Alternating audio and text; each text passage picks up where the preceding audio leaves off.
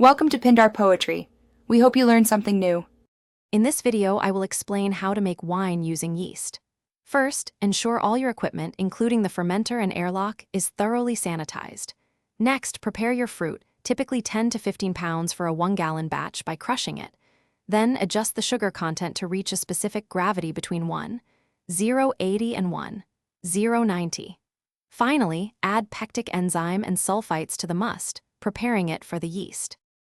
Once your must is ready, rehydrate your selected wine yeast carefully, following the instructions provided. Gently pitch the activated yeast into the must, ensuring even distribution. It's crucial to maintain a consistent fermentation temperature, ideally between 65 and 75 degrees Fahrenheit, for optimal yeast activity.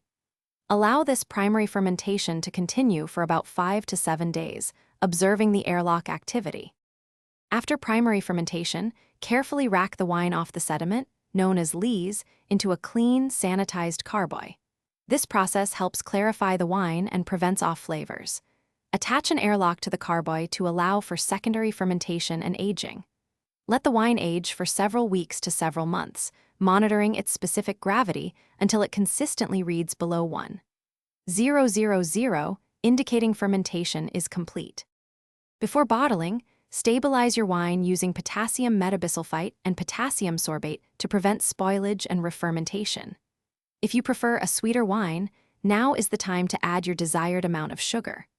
Finally, carefully bottle your finished wine into clean, sanitized bottles, leaving about 1 inch of headspace. Store the bottles horizontally in a cool, dark place, allowing the wine to age further and develop its full character. Thanks for watching. Consider subscribing if we helped you.